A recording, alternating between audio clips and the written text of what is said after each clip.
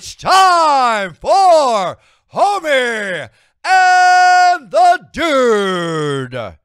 Here with the winner and new flyweight Cage Warriors Academy Wales champion. How does that sound? Sounds amazing. This whole camp, not just this camp, but ever since I lost to him, I wanted that rematch straight away, and I knew I was a better fighter. Like, all credit to him, he's a phenomenal fighter. I've said it time and time again, but I think he was just better than me on that night, and 9 times out of 10 I beat him, and that one time he beat me and I had to get it back. Yeah, and there was a lot of emotion going into that fight, and there was a little bit of talking as well in between rounds.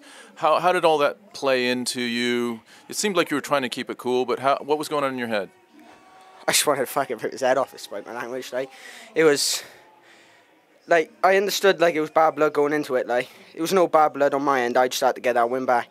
But then, as soon as I seen him flip that finger, like, standing across the cage, it was like a switch in my head. But I was like, no, I gotta keep calm.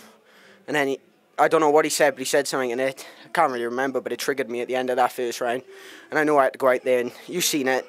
I beat the leg off him straight away. He was struggling to walk on it. The takedown presented itself, and I knew as soon as I got that mount, I seen him bridging up on the cage, just had to stay low on the hips, which I'd done in my previous fights. I hadn't stayed low on them hips, which resulted in them getting up, but I knew if I'd stayed on them hits, he would roll to his back. He did it. I landed a few pitter strikes with my right hand, managed to slide that left hand underneath that neck, and from there's history, innit? It was history. I mean, he tried to stay in there as long as he could. Oh, yeah. I was willing to put him out. I genuinely thought I was squeezing. It feels 10 times longer in there, but I thought he was in there for a good 10, 15 seconds. Like. He was. I mean, I was squeezing nearly with everything I had. Like. Yeah, I thought he might go out as well. Lots of noise in the crowd. Yeah. Lots of noise, I guess, on both sides. It seems like it was a local rivalry. Yeah, it was. I think it's one of the best rivalries in Cage Warriors flyweight history, including the pros. I don't think anyone has the caliber that me and him have. I reckon if we turn pro, that we would have a good shot at running at that belt, especially in the Cage Warriors division.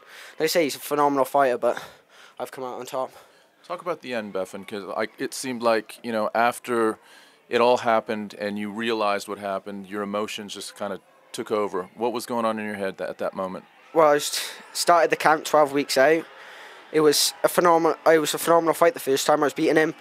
I got caught. Lightning don't strike twice, if you get what I mean. I knew that I had to give everything into this camp. I had the opponent pull out 7 weeks out, and they came to me with a belt, and I said, yeah. I said, bring anyone, don't matter who it is, and they brought him. A year out the cage, like I said, to step in there against someone like me who's been active, I've gone out to Abu Dhabi, fought out there, fought Americans, fought everyone in the time that he's been off. Credit to him, he's a phenomenal fighter. I've got nothing but respect for him. You gonna see him again? Yeah, we gotta do it. Like, maybe, I don't know if we run it back straight away. Maybe I think he needs to go back and get 1 or 2 more wins. I'll defend this, and then we'll talk. It was an incredible contest. You both put it out there. It lasted for 2 rounds. It was really, really nice performance. Well done, man. I got to say one more thing as well. I understand this rivalry, and I don't want to give anything away, but he does fucking it hard as fuck. I had to bite down on that mouthpiece. I had to dig through it, because especially them body kicks as well. Like, they weren't affecting me, but you know when you just get that feeling like I don't want to eat too many of them. Yeah. But I understand I was a bit lackluster in the hands, but what I lackluster on the hands, I made for kick in, and my takedown attempts, I know he's going to stuff 1, he's going to stuff 2, we might stuff 3, but he's not going to stuff 4 and 5. That's what happened. That's exactly what happened. Any shout-outs? Yeah, just to all my team that's helped me prepare for this. It means the world to me. I say it, Levi Batchelor fighting for the featherweight title tonight. He's looking phenomenal up there. He's been nothing but support for me and the rest of the boys coming in here. I just want to wish him the best of luck. Good to see you again, Befan Hall. And you. The new flyweight champion. Well done, mate. Thank you.